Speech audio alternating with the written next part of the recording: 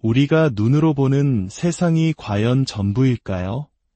현대 과학은 물질적인 현실 너머의 세계를 인정하지 않지만 인류의 역사를 되짚어보면 보이는 것만이 진실의 전부가 아니라는 믿음이 늘 존재해왔습니다. 오늘 우리가 함께 탐험할 주제는 바로 이 보이지 않는 세계, 그리고 그 속에서 작용하는 신비한 힘에 대한 고대의 지혜입니다. 이야기를 시작하기에 앞서 잠시 시간을 내어 좋아요와 구독으로 이 지혜의 여정에 동참해 주시길 부탁드립니다. 여러분의 작은 클릭 하나가 이 긍정적인 탐구의 에너지를 세상에 퍼뜨리는 나비의 날갯짓이 될 수 있습니다. 그 선한 기운이 여러분의 삶에 풍요로운 축복으로 돌아가기를 진심으로 기원합니다. 오늘의 이야기는 중세시대의 수많은 논란의 중심에 있었던 마법이라는 개념에서 출발합니다. 현대인에게 마법은 동화나 판타지 영화 속 이야기처럼 들릴지 모릅니다. 하지만 과거의 마법은 미지의 힘을 이해하고 다루려는 인류의 진지한 시도였습니다. 특히 십자로에 그려진 검은 원이나 어두운 의식 같은 흑마법의 이미지는 사람들에게 두려움을 주었죠. 이 모든 신비주의적 개념들은 시간이 흐르며 하나의 거대한 용어로 통합되었는데 그것이 바로 아스트랄 라이트입니다. 별의 빛이라는 뜻을 가진 이 단어는 본래 순수한 개념이었습니다. 밤하늘의 별들이 지구의 대기에 쏟아내는 에너지의 흐름, 그 신비로운 상호작용을 의미했죠. 우리는 점성술이나 일기예보를 통해 별의 영향력을 어렴풋이 느끼곤 합니다. 하지만 고대인들은 이 영향력이 단순히 날씨 변화에 그치지 않고 지구를 둘러싼 보이지 않는 미묘한 에너지층 전체에 영향을 미친다고 믿었습니다. 그리고 이 믿음이 바로 마법적 사고의 정교한 체계를 이루는 기초가 되었습니다. 이해를 돕기 위해 먼저 고대인들이 우리가 사는 이 행성, 지구를 어떻게 바라보았는지부터 살펴보아야 합니다. 현대의 우리는 지구를 우주 공간에 떠있는 거대한 공정도로 생각하지만 고대인들의 관점은 전혀 달랐습니다. 그들은 지구가 인간과 똑같은 구조로 이루어져 있다고 보았습니다. 우리 인간에게 눈에 보이는 육체와 그 안에서 작용하는 보이지 않는 영혼이나 기운이 있듯이 지구 역시 보이는 물질적인 형태와 보이지 않는 초물리적인 원리들이 함께 존재한다고 생각한 것입니다. 그들에게 지구는 생명 없는 흙덩어리가 아니었습니다. 수많은 생명을 품고 스스로 끊임없이 변화하며 성장하는 거대한 유기체였습니다. 보이는 지구가 있다면 보이지 않는 지구도 있으며 마치 인간에게 아우라라는 에너지장이 있듯 지구 역시 거대한 에너지장으로 둘러싸여 있다고 믿었습니다. 자연의 모든 존재, 모든 생명체는 바로 이 지구의 에너지장에서 각자에게 필요한 생명의 기운을 공급받아 살아갑니다. 자기장을 이용한 치유법이나 약초의 효능 등도 결국은 인간의 의식이나 약재 자체가 가진 고유의 에너지를 통해 이 거대한 생명의 장과 연결되는 원리라고 보았습니다. 따라서 우리가 발딛고 사는 이 행성은 단순히 암석층과 화산 활동으로 이루어진 표면 아래 거대하고 살아 숨쉬는 하나의 존재입니다. 고대 신화에서 대지를 어머니 여신으로 묘사한 것은 단순한 비유가 아니었던 셈입니다. 지구는 스스로 생각하고 느끼고 생명을 지탱할 뿐만 아니라 생명의 방향을 이끄는 의식적이고 이성적인 힘을 가진 존재로 여겨졌습니다. 물론 오늘날의 과학은 이러한 관점을 받아들이지 않습니다. 인간의 이성만이 유일한 것이며 자연은 인간이 마음대로 조작할 수 있는 대상이라고 여기죠. 하지만 고대의 현자들은 물질적 형태 뒤에 숨겨진 이 거대한 생명력을 확신했습니다. 최근 인간의 자기장에 대한 연구를 통해 우리 인간 역시 보이는 존재인 동시에 보이지 않는 존재임이 밝혀지고 있습니다. 인간의 보이지 않는 부분, 즉 에너지장에는 고유의 기억과 기록, 심지어 도덕률까지 담겨 있습니다. 만약 한 인간이 자신의 마음으로 이 에너지장의 윤리, 즉 자연의 순리를 거스르는 행동을 하면 그는 병에 걸리게 됩니다. 자연의 모든 것은 끊임없이 균형과 조화를 향해 나아가기 때문입니다. 이집트의 고대 무덤에서 발견되는 그림들에는 행성과 태양계의 여러 층이 그리고 그 안에 거주하는 보이지 않는 존재들이 묘사되어 있습니다. 티베트나 불교의 7천천, 기독교 요한계시록에 나오는 일곱 하늘 역시 모두 이러한 다층적 세계관을 반영합니다. 현대인들은 이를 그저 과거의 환상이나 미신으로 치부하지만 한번 생각해 보아야 합니다. 무엇이 인간으로 하여금 그런 환상을 만들어내게 했을까요? 우리 삶의 모든 것에 감정을 불어넣는 그 힘은 어디에서 오는 걸까요? 감정을 느끼려면 감정의 에너지가 있어야 하고 생각하려면 정신의 에너지가 필요합니다. 병이 들었을 때 몸이 회복되고 아이가 성장하는 것 역시 생명 에너지가 없다면 불가능한 일입니다. 이처럼 무대 뒤에는 항상 보이지 않는 생명의 힘이 작용하고 있습니다. 인간은 이 무대 뒤의 생명력을 인식하기 시작하자 그것을 들여다보고 이해하고 활용하고 싶어 했습니다. 하지만 안타깝게도 인간은 그럴 준비가 되어 있지 않았습니다. 이해하고자 했던 그 에너지는 자기 자신 안에도 존재했지만 정작 자신의 내면을 들여다보고 우주의 거대한 목적과 조화를 이루려는 노력은 하지 않았습니다. 오히려 우주의 목적을 자신의 욕망에 맞추려고 했죠. 이 갈등 속에서 마법이라는 부산물이 태어났습니다. 마법은 자신을 둘러싸고 자신을 통과하며 자신을 조절하는 보이지 않는 에너지를 이해하려는 인간의 실험적인 시도였습니다. 그 과정에서 인간은 자신의 마음이 보이는 물질 세계뿐만 아니라 보이지 않는 생각의 세계까지 통제할 수 있다는 사실을 발견했습니다. 인간의 마음이 생각을 창조할 수 있다는 것입니다. 그렇다면 생각은 어디에 있으며 어떻게 태어나고 살아가고 죽는 걸까요? 우리는 아침에 좋은 아이디어가 떠올랐다고 말하지만 그 아이디어가 어디서 왔는지 정말 내 것인지 건설적인지 파괴적인지 판단할 방법이 없습니다. 고대인들은 인간주의의 에너지장이 삶에 영향을 미치며 인간 자신의 생각으로 그 에너지장을 오염시켜 스스로를 파괴할 수도 있다고 믿었습니다. 마약 중독이나 알코올 중독 같은 현상도 결국 에너지의 왜곡, 즉 상상력의 장이 병든 것이라고 보았습니다. 그렇다면 상상력이란 무엇일까요? 어떻게 작용하며 우리는 그것을 어떻게 다룰 수 있을까요? 이 모든 질문이 의식 마법, 카발라, 그리고 현대의 형이상학적 심리학의 핵심 주제가 되었습니다. 현재 우리가 느끼는 아스트랄 라이트는 대부분 우리 인간이 만들어낸 결과물입니다. 그것은 일종의 유령세계, 보이지는 않지만 보이는 생명의 형태에 묶여있는 영역이 되었습니다. 이집트인들은 유령의 세계를 잠과 꿈과 연결시켰고 우리의 꿈이 단순한 환상이 아니라 보이지 않는 무언가를 환상적으로 형상화한 것이라고 믿었습니다. 이러한 사고방식은 의지의 극적인 강렬함을 통해 특정 목적을 달성하는 마법의 개념으로 이어졌습니다. 그리고 마법에는 반드시 의식이라는 요소가 따라옵니다. 예를 들어 한 인디언이 예쁜 조약돌 하나를 발견하여 보관합니다. 그때까지는 그저 조약돌일 뿐입니다. 하지만 나중에 마음에 드는 또 다른 조약돌을 찾아 원래의 것과 나란히 놓고 실로 묶고 장식을 더하면 그것은 더 이상 두 개의 돌멩이가 아닙니다. 이제 그것은 주물, 즉 마법적인 힘을 지닌 물건이 됩니다. 평범한 사물들이 비범한 관계 속에 놓일 때 그것들은 마법적인 영향력을 얻게 됩니다. 아무 힘도 없던 두 개의 돌멩이가 그것을 만든 인디언의 마음 속에서는 생사를 가를 수 있는 힘을 지닌 존재로 변모하는 것입니다. 고대 부족들의 가면춤도 마찬가지입니다. 인디언은 그 가면을 자신이 직접 만들었다는 사실을 알고 있습니다.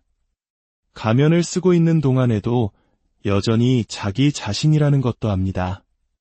하지만 그가 가면과 하나가 되는 순간 마법이 일어납니다. 그는 더 이상 평범한 부족의 일원이 아닙니다. 상상력과 의식, 상징을 통해 소환된 신비로운 존재가 되는 것입니다. 가면을 쓴 동안에는 그의 아내와 어머니조차 그에게 신처럼 기도를 올립니다. 하지만 가면을 벗는 순간 그는 다시 평범한 인간으로 돌아옵니다. 이처럼 의식과 마법의 순간에는 어떤 변화가 일어나는 것입니다. 프랑스의 신비주의자 엘리 파스레비는 이러한 존재들을 아스트랄 라이트의 피조물이라고 불렀습니다. 상상인 것 같으면서도 실제하고 실제하는 것 같으면서도 상상인 새로운 차원을 얻은 존재라는 뜻입니다. 이런 현상은 종교에서도 쉽게 찾아볼 수 있습니다. 가장 흔한 형태가 바로 성유물입니다. 존경받는 인물의 소유물이었다는 이유만으로 치유의 힘을 갖게 되는 물건들. 캐나다의 생탄드 보프레나 프랑스의 루르드 같은 기적의 치유가 일어나는 성지들. 이 장소들은 그곳을 둘러싼 신성한 이야기와 전설, 의식을 통해 평범한 공간에서 마법적인 공간으로 변모합니다. 그렇다면 이 힘은 어디서 오는 걸까요? 바로 믿음에서 비롯됩니다. 믿지 않으면 존재하지 않을 힘입니다. 그렇다면 믿는다는 행위만으로 한 사람의 인생 전체를 바꿀 수 있는 그 힘의 정체는 무엇일까요? 한 사람이 종교에 기이하여 안수를 받거나 상징적인 의식을 치르는 것만으로 죄인에서 성인으로 거듭나는 변화는 어떻게 설명할 수 있을까요? 이 모든 신비는 우리와 아주 가까운 곳에 있는 보이지 않는 영역에 속해 있는 듯하며 특정 조건 하에서 우리에게 모습을 드러냅니다. 우리는 아마 잠을 자거나 꿈을 꾸거나 심령 매체를 통하는 등 다양한 방식으로 이 영역과 접촉하고 있을지 모릅니다. 이 신비로운 접촉은 평범한 일상을 비범하게 만들고 이성적으로는 믿기 힘든 일들을 믿게 만듭니다. 고대인들은 조상의 영혼이 후손의 곁에 머물며 부족을 지킨다고 믿었습니다. 만약 후손이 규칙을 어기면 조상의 영혼이 노하여 그들을 괴롭힌다고 생각했죠. 그래서 제물을 바치고 기도를 올리는 의식을 통해 수호신들의 노여움을 풀어야 했습니다. 이처럼 의식과 제례를 통해 신들을 달래는 행위는 설명하기 어렵지만 중요한 것은 그것이 효과가 있다는 점입니다. 무언가 변화가 일어난다는 사실. 바로 이 무언가가 의식마법의 핵심 주제였습니다. 평범한 것이 비범한 상황 속에서 새로운 차원의 힘을 얻고 그 힘은 우리에게 영향을 미칠 수 있다는 것입니다. 이 힘의 근원은 믿음입니다. 믿음은 우리를 미지의 것에 마음을 열게 하고 기적을 가능하게 합니다. 믿음과 신뢰가 있을 때 상상조차 할 수 없는 기적들이 일어났습니다. 의심할 여지 없이 우리 인간에게는 내면의 신비로운 세계로부터 특정 힘이나 상황을 끌어당기는 능력이 존재합니다. 그렇다면 이 마법의 구조는 어떻게 생겨났을까요? 먼저 우리는 물질 세계 너머의 에너지의 세계가 존재하며 그 에너지는 여러 층으로 이루어져 있음을 인정해야 합니다. 우리의 육체 뒤에는 에테르체라는 에너지체가 있으며 질병이나 슬픔 같은 많은 문제들이 이 에테르체의 결함에서 비롯됩니다. 육체는 영양분, 공기, 그리고 별의 영향으로부터 에너지를 얻습니다. 이 에너지는 한 사람에게서 다른 사람에게로 전달될 수도 있습니다. 존경받는 인물이 다른 사람에게 더 강한 영향을 미치는 것도 이 때문입니다. 믿음은 에너지를 움직이고 변화시키고 조절하는 행위입니다. 양심의 가책을 느끼는 사람에게는 징벌의 가능성을, 헌신적인 신비가에게는 깨달음의 확신을 가져다 줍니다. 이 신비로운 에너지는 우주의 궁극적인 문제인 신과도 연결됩니다. 신은 모든 생명의 근원이며 우주는 그 생명이 퍼져나가는 통로입니다.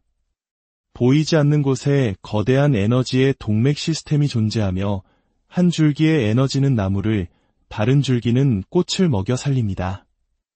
에너지는 그것이 하는 일을 통해서만 알 수 있습니다. 에너지는 그 자체로 생명이며 건강의 일부입니다.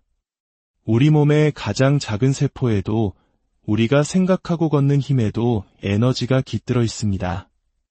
우리는 그동안 몸에 밥만 주면 저절로 괜찮을 거라 착각해왔습니다. 이는 우리에게 생명력을 공급하는 에너지와 의식적으로 협력하는 것을 막는 심각한 오해입니다. 이 생명 에너지는 음식이나 운동만으로 유지되지 않습니다. 오히려 그 에너지가 깃든 존재의 행동에 의해 크게 영향을 받습니다.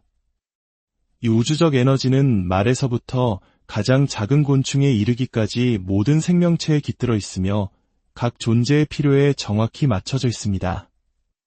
어쩌면 애초에 그 존재를 형성한 것이 바로 이 에너지일지도 모릅니다. 모든 보이는 힘은 보이지 않는 거대한 에너지 흐름의 발현일 뿐이기 때문입니다. 고대인들이 우리가 보지 못하는 세계, 즉 우리가 끊임없이 무언가를 쏟아내고 또 돌려받는 그 기묘한 대기층의 존재를 상상했던 이유를 이제 조금은 알 것 같습니다. 인간이 상상할 수 있는 것 중에 존재할 수 없는 것이 있을까요? 상상력은 생명을 창조하는 힘일까요? 아니면 다른 형태의 에너지를 우리가 원하는 패턴으로 바꾸는 변압기에 불과할까요? 영적 치유나 자기장 치유는 분명히 존재합니다. 막힌 에너지의 순환을 뚫어줌으로써 치유가 일어납니다. 모든 형태의 죽음은 막힘의 결과이며 에너지는 그 막힘을 깨뜨립니다. 종교적인 성격의 치유 역시 마찬가지입니다. 당신이 평판 좋은 치유사를 찾아가 긍정적인 결과를 얻었다면 그 이유는 무엇일까요? 치유사가 당신에게 약처럼 외부적인 힘을 준 것일까요? 아니면 당신 내면의 자원을 자극한 것일까요? 아마 둘 다일 것입니다. 믿음 아래서 우리는 많은 것을 성취할 수 있습니다. 이는 자신의 정신적 통합을 통해 발전을 이루는 동양의 선철학에서도 잘 드러납니다. 만약 자기 자신이 스스로를 치유하는 것이라면 그것은 에너지의 막힘을 스스로 깨뜨린 것입니다. 정신 에너지도 마찬가지입니다. 새로운 아이디어를 얻거나 무언가를 배움으로써 우리는 이전에 가졌던 오류의 막힘을 깨뜨릴 수 있습니다. 잘못된 태도나 거짓된 믿음을 통해 스스로 만들어냈던 오류의 패턴을 부수는 것입니다. 이처럼 교정과 질병은 에너지라는 하나의 위대한 요소로 연결되어 있습니다. 에너지는 모든 변화와 변형을 가능하게 하며 종의 진화와 우리를 둘러싼 신비로운 세계를 만들어냅니다. 에너지는 생명이며 조종될 수 있습니다. 여기에는 두 가지 길이 있습니다. 하나는 개인이 자신의 필요에 에너지를 맞추려는 것이고 다른 하나는 우주적인 힘이 생명체를 통해 자신의 목적에 에너지를 맞추는 것입니다. 신에게서 직접 오는 에너지가 있고 신에게서 와서 인간을 포함한 여러 형태로 분배되는 에너지가 있습니다. 이러한 우주적 에너지 속에서 마법사, 즉 마법을 사용하려는 사람이 등장합니다. 마법이란 에너지를 다른 형태로 적용하고 응용하는 기술입니다. 모든 것이 가능하다는 믿음, 가난한 소년을 위대한 과학자로 만드는 힘, 평범한 사람을 경제 거물로 만드는 힘, 이 모든 것이 에너지입니다. 하지만 이 에너지에는 법칙이 있으며 대부분의 사람들은 그 법칙을 모릅니다. 그래서 에너지를 마음대로 사용할 수 있다고 착각합니다. 사실 에너지는 자연의 다른 원소들처럼 조건 지어지고 제한되고 전문화되어 있습니다. 마법적인 수단으로 에너지를 사용하는 사람은 결국 두 가지로 나뉘게 되었습니다. 신성 마법과 흑마법입니다. 백마법은 모든 생명의 이익을 위해 에너지를 사용하는 이타적인 행위입니다. 반면 흑마법은 이기심입니다. 비밀스러운 지식을 이용해 다른 사람에게 폭정을 가하는 것입니다. 이처럼 에너지의 사용에는 대가가 따릅니다. 상징의 세계로 들어가 봅시다. 상징이란 신비로운 진실을 그림의 형태로 표현한 것입니다. 아스트랄 라이트의 세계에서도 마찬가지입니다. 모든 행동, 태도, 감정은 그림처럼 시각화될 수 있습니다. 존재하는 모든 것은 어떤 형태를 가집니다. 어떤 형태는 우리 주변의 일상에서 볼 수 있고 어떤 것은 꿈이나 악몽으로 나타납니다. 모든 생각과 감정은 그 자체의 모습, 즉 기하학적인 패턴을 가지고 있습니다. 대칭적인 패턴은 선하고 건설적인 것과 비대칭적인 패턴은 악과 관련이 있습니다. 모든 선한 것은 아름답고 모든 악한 것은 궁극적으로 흉측합니다. 우리가 악한 존재를 괴물로 묘사하는 것은 상징에 가깝지만 사실 모든 악은 괴물과 같습니다. 파괴적인 모든 것은 영적인 눈으로 보면 파괴적으로 보입니다. 이집트 철학에서 사후 세계는 상징으로 가득 차 있습니다. 이승에서 만들어진 행동과 규범의 상징들입니다.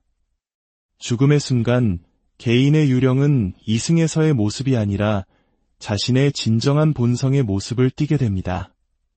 악한 사람은 점차 악한 형상의 상징, 즉 괴물의 모습으로 변합니다. 이 괴물은 실제 하는 것이 아니라 죽은 사람의 생전 행동이 그대로 그려진 그림일 뿐입니다. 시간이 지나 진정한 자아가 경험을 통해 이 흉측한 상징을 극복하고 상승하면 유령 괴물은 서서히 소멸합니다. 하지만 고대인들은 때때로 유령들이 인간이 아닌 존재에게 붙들려 빙의하는 영이 된다고 믿었습니다. 파우스트 박사의 이야기처럼 흑마법의 끝에는 결국 자신의 악행에 대한 대가를 치르는 악마가 기다리고 있다고 생각했습니다. 티베트의 그림에 묘사된 신성하고 끔찍한 존재들은 모두 이 아스트랄 라이트의 환영입니다. 그것들은 본질적으로는 실제하지 않지만 인간의 왜곡된 생각과 감정으로 인해 비본질적으로 존재하는 것들입니다. 만약 개인이 부정적인 태도를 가지고 정신 에너지를 오용하려 한다면 반드시 문제가 생깁니다. 유럽의 박물관에는 인간과 악마 사이에 맺어진 계약서들이 남아 있습니다. 악마가 일정 기간 인간을 섬기는 대가로 인간이 자신의 영혼을 바친다는 내용입니다. 이는 합리적으로 설명할 수 없지만 악을 통해 이익을 얻으면 언젠가는 반드시 대가를 치르게 된다는 인간의 믿음을 보여줍니다. 이 신비로운 에너지 차원에는 높은 윤리적 기준이 있어 어떠한 오용도 결과적인 처벌 없이는 넘어가지 않습니다. 이제 우리의 현대적인 삶으로 돌아와 봅시다. 우리는 생존에 필요한 에너지로 둘러싸여 있으며 그 에너지를 보존하고 올바른 태도를 가져야만 문제에 빠지지 않는다는 것을 깨닫고 있습니다. 오늘날 마약 문제는 심각합니다. 사회는 마약 중독자를 단순히 의지가 약한 사람으로 치부하지만 고대의 관점에서 이는 악에게 영혼을 파는 행위 중 하나입니다. 자신의 몸을 파괴하는 행위는 부정적인 매력을 만들어내고 이미 죽은 마약 중독자들의 유령 같은 존재를 끌어들입니다. 이 존재들은 살아있는 중독자의 에테르 대기를 손상시키고 빙의하여 그를 조종합니다. 마약 중독을 끊기 어려운 이유 중 하나는 개인이 자신의 약점뿐만 아니라 자신의 내면을 장악한 집착과도 싸워야 하기 때문일 수 있습니다. 이 모든 것이 환상처럼 들릴지 모르지만 우리가 문제에 빠져 있다는 사실은 변하지 않습니다. 그리고 그 원인은 단 하나, 우리가 가진 생명 자원의 오용입니다. 우리는 진실이 아닌 것을 믿고 그릇된 믿음의 에너지를 낭비하며 스스로를 파괴로 이끌고 있습니다. 에너지는 도덕적입니다. 모든 에너지의 오용은 그 에너지 자체에 의해 처벌받습니다. 증오는 명백한 에너지의 오용입니다. 모든 과도하고 추악한 에너지의 사용은 결국 우리 몸의 생명력 흐름의 균형을 깨뜨려 우리 자신을 해칩니다. 오늘날 세상은 숨은 동기로 가득 차 있습니다. 모두가 자신의 욕망을 최우선으로 여기며 목적 달성을 위해 다른 사람을 희생시키는 것을 마다하지 않습니다. 이것이 바로 우리가 존재하는 생명의 장을 오용하는 것입니다. 이러한 행위는 카르마의 기록으로 남아 다음 생으로 이어집니다. 종교 역시 마법과 깊은 관련이 있습니다. 기적과 같은 영적 체험은 정신 에너지에 의해 뒷받침됩니다. 자격이 있는 사람에게는 기적이 일어날 수 있지만 자격이 없는 사람에게 일어나는 기적처럼 보이는 현상은 오히려 그를 해칠 뿐입니다. 종교의 본래 목적은 개인이 보이는 세계와 보이지 않는 세계 모두와 건설적으로 관계를 맺도록 돕는 것입니다. 우리가 잘못된 행동을 하면 자연이 분노합니다. 오늘날 우리는 야심찬 독재자들이 나라를 지배하고 테러리스트들이 암살을 저지르는 것을 봅니다. 동시에 화산 폭발과 지진, 쓰나미가 일어나고 기후변화가 심각해지고 있습니다. 이 모든 것은 하나의 거대한 교란입니다. 도덕적 어려움과 전염병, 자연재해는 밀접하게 연결되어 있습니다. 우리는 자연을 학대하고 그 대가를 치르지 않을 수 없습니다. 우리가 해서는 안 될 일을 하고 무사히 빠져나가기를 기대할 수는 없습니다. 우리는 거대한 에너지 구체 안에 살고 있습니다. 이 에너지는 우리의 모든 행동에 의해 오염되거나 강화됩니다. 현재의 문제를 해결하기 위해서는 그 원인이 되는 행동을 멈추어야 합니다. 뿌린 대로 거둔다는 법칙을 거스를 수는 없습니다. 우리는 지금 우리 자신을 파산시키고 있으며 이 영적인 파산은 돈을 잃는 것보다 훨씬 심각합니다. 살아있는 존재인 지구는 자신을 괴롭히는 존재들에게 지쳐가고 있습니다. 서로 사랑한다고 말하면서 뒤에서는 서로를 죽이는 우리들의 위선의 자연은 분노하고 있습니다. 우리 행동의 결과에 대해 진지하게 고려하지 않는 한 이 문제는 해결되지 않을 것입니다. 결국 인간은 자신이 법칙과 질서의 우주에 살고 있음을 깨달아야 합니다. 우리 안에 상식이 없더라도 대기 중에는 상식이 존재합니다. 생존하기 위해 필요한 변화를 우리 스스로 만들어내야 합니다. 지구의 밭을 황폐하게 만드는 팽창 프로그램을 계속할 수는 없습니다. 멈추는 것 외에 다른 방법은 없습니다. 우리 주변에 보이지 않는 세계는 우리가 알게 될 가장 완벽한 컴퓨터입니다. 그것은 참새 한 마리가 떨어지는 것까지 측정할 수 있으며 모든 실수를 감지하고 필연적인 결과를 가져옵니다. 거의 모든 경우 실수는 고통입니다. 당장의 고통이 아니더라도 궁극적으로는 고통으로 이어집니다. 건강은 고통을 일으키지 않는 것의 결과임을 깨달아야 합니다. 현대 사회의 수많은 정신적 환상들은 과거의 미신과 맞닿아 있습니다. 우리는 주술사에게 의존하는 원시인처럼 보이고 싶지 않지만 동시에 우리가 저지른 실수를 해결해줄 마법 같은 것을 끊임없이 찾고 있습니다. 심지어 어떤 종교는 실수를 미화하기까지 합니다. 반면 무신론은 문제 뒤에 있는 우주적 지성을 부정함으로써 딜레마를 가중시킬 뿐입니다. 무신론은 개선을 위한 내적 동기를 제공하지 않으며 보편적 윤리의 존재를 파괴합니다. 우리는 오직 덕만이 유일한 이익인 우주에서 이윤 시스템으로 살아가고 있습니다. 이 우주는 보편적인 협력이라는 개념 위에 세워져 있습니다. 우리 밖에 존재하는 거대한 정신적 힘의 저장고로부터 혜택을 받으려면 우리는 그럴 자격이 있어야 하고 그것을 현명하게 사용해야 합니다. 모든 에너지의 왜곡은 비극으로 끝날 것입니다. 중세시대의 예술가들은 악마의 유혹에 시달리는 성인의 모습을 즐겨 그렸습니다. 여기서 악마는 기만의 세계를 다스리는 자이며 동시에 개인 자신의 부정적인 정신의 빛을 상징합니다. 우리 각자의 내면에는 구원자와 파괴자가 함께 존재합니다. 위를 향한 변화 또는 아래를 향한 타락, 그 선택은 우리에게 달려 있습니다. 수년간 저는 중세의 흑마법이 오늘날 자신에게 영향을 미치고 있다고 굳게 믿는 사람들을 만나왔습니다. 그들은 주변 사람들의 악의에 고통받고 있다고 주장합니다.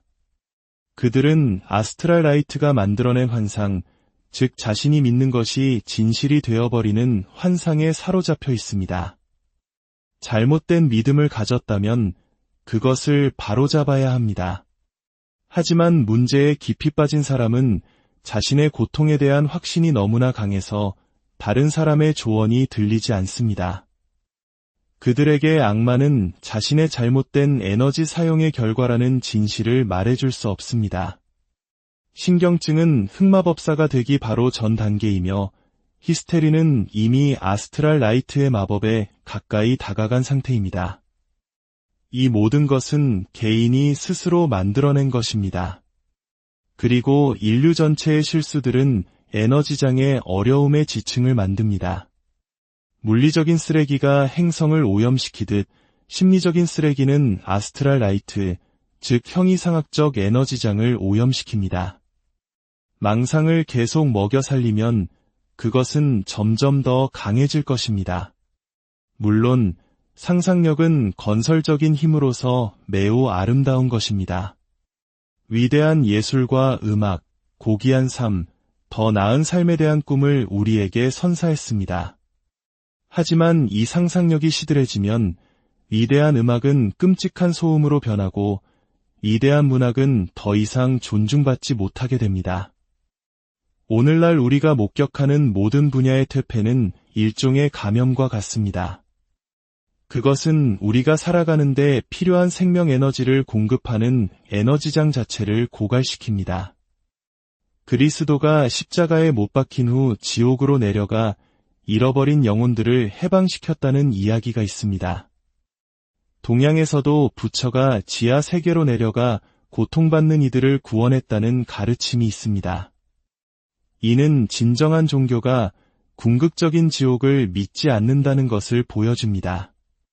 우리가 걱정하는 지옥은 우리가 죽어서 가는 곳이 아니라 바로 여기, 이 세상입니다. 해결책은 여기서 탈출하는 것이 아니라 우리 자신을 변화시키는 것입니다. 어딜 가든 우리 자신을 데리고 가기 때문입니다. 우리는 위대한 신비가들의 시와 경전, 장엄한 건축물, 잘 가꾸어진 정원의 아름다움을 보아왔습니다. 책임과 헌신을 다하며 잘 살아온 선한 사람의 지혜를 목격했습니다. 이 모든 것이 상상력의 산물이지만 그것은 진실을 꿈꾸는 것입니다. 우리가 희망하는 모든 것이 이루어질 수 있고 옳다고 믿는 모든 것이 승리할 것이라는 사실의 예고편입니다. 동시에 우리는 우리를 병들게 하는 태도에서 벗어나야 합니다. 마음에 들지 않는 상황을 단순히 없애버릴 수는 없습니다. 그것을 극복해야만 해결할 수 있습니다. 우리의 죄와 과오에서 도망칠 수는 없습니다. 무덤까지 가져갈 수는 있지만 거기서 끝나지 않을 것입니다. 선불교에 녹는 눈이 울고 있었다는 말이 있습니다. 눈송이 하나조차 하나의 존재라는 뜻입니다. 우리가 학대하는 모든 것은 눈물을 흘리는 현실이며 우리가 잘 해내는 모든 것은 기뻐하는 현실입니다. 희망도 증오도 하나의 존재입니다. 그것들은 우리 내면에서 괴물이 되거나 선한 영이 됩니다. 이 우주는 본질적으로 아름답습니다. 에덴 동산은 여전히 여기에 있습니다. 건설적인 환상은 더 나은 세상을 꿈꾸고 그 꿈 아래에 기초를 쌓는 것입니다. 꿈은 우리를 새로운 확신으로 이끌고 악몽도 마찬가지입니다. 둘 다 같은 종류의 에너지를 사용하지만 그것을 통과하는 유기체에 따라 달라집니다. 증오하는 자는 증오하기 위해, 사랑하는 자는 사랑하기 위해 더 많은 에너지를 사용합니다. 잃어버린 영혼은 바로 우리 자신이며 또한 우리가 타락시킨 아름다움입니다. 우리가 불협화음으로 바꾼 조화, 슬픔으로 바꾼 기쁨, 두려움으로 바꾼 희망입니다. 내면 세계에서도 우리는 씨를 뿌리고 거두어야 합니다. 아름다움을 창조하고 위대한 책을 쓰고 사랑과 성실함을 키워나갈 때 아래로부터의 아름다움과 위로부터의 아름다움이 만나 아름다운 세상을 이룹니다. 우리는 지식의 남용, 애정의 남용, 그리고 개인적인 관계의 오염을 경계해야 합니다. 전쟁을 끝내는 길은 희생과 책임을 바탕으로 한 건강한 가정을 이루는 데 있습니다. 국가들도 생존 가능한 세상을 만들기 위해 그래야만 합니다. 우리의 환상과 상상력의 세계, 즉 아스트랄 라이트는 생각이 사물이 되고 기분이 현실이 되는 곳입니다. 그곳에서 우리는 내일의 세상을 건설합니다. 인간이 꿈꾸지 않는 한 더 나은 세상은 오지 않을 것입니다. 이 세상의 천연자원을 잘 사용할 때 우리는 안전할 것이고 우리 주변에 보이지 않는 영역의 자원을 진실하게 사용할 때 마음의 평화와 건강, 고귀한 감정을 얻게 될 것입니다. 우주에는 선과 악, 그리고 무관심한 모든 것이 있습니다. 그러나 악은 원리가 아니라 오용의 결과입니다. 이기심, 무지, 두려움의 산물입니다. 이것들은 신에 대한 사랑, 마음의 힘, 삶의 헌신을 통해서만 치유될 수 있습니다. 우리는 불쾌한 것들이 저절로 사라지기를 바라지만 우리가 그것들을 변화시켜 보내지 않는 한 결코 사라지지 않을 것입니다. 우리가 겪는 모든 문제는 변장한 축복입니다. 모든 슬픔은 신성한 평화와 기쁨을 경험할 위대한 기회입니다. 우리 각자의 뒤에는 상상할 수 없는 총체성, 무한한 힘과 아름다움, 진실의 저장고가 있습니다. 우리가 그 스위치를 정직하게 켠다면 그림자는 사라질 것입니다. 세상의 모든 어둠도 단 하나의 촛불을 끌 수는 없기 때문입니다. 모든 것이 마땅히 그래야 하는 모습이 될 수 있습니다. 천국은 우주 어딘가에 있는 것이 아니라 우리 자신과 우리 세계의 더 높은 영역에 있습니다. 우리가 올바른 결정을 내리고 이 지구를 보존하기 위해 협력할 때 보이지 않는 세계는 우리를 보호하는 아름다운 담요가 되어줄 것입니다. 고대인들이 아스트랄 라이트라고 불렀던 그 신비로운 에너지는 결국 하나의 위대한 에너지입니다. 신, 자연, 생명, 무엇이라 불러도 좋습니다. 세상의 미래와 우리 자신의 미래는 전적으로 이 에너지의 사용에 달려 있습니다. 우리가 존재하는 모든 것, 모래알 하나까지도 거대한 계획 속에 자신의 자리를 가지고 있습니다. 우리의 마음과 생각을 가꾸고 태도를 새롭게 하며 믿음을 키우는 것은 꿈이나 환상에서 시작될 수 있습니다. 하지만 그 환상이 진실하다면 경험은 그 아래에 단단한 기초를 쌓아줄 것입니다. 우리 각자는 만들어지고 있는 우주이며 영원히 성장하는 무한한 존재입니다. 우리가 성장할 때 기쁨과 지혜는 증가하고 실수에 집착할 때 마음의 고통을 겪습니다. 하지만 어떤 길이든 끝은 정해져 있습니다. 우리는 필요한 것을 성취하게 될 것이며 그때가 되면 보이지 않는 세계는 장엄한 예술 작품처럼 펼쳐질 것입니다. 그리고 우리는 온 우주가 무한한 지혜와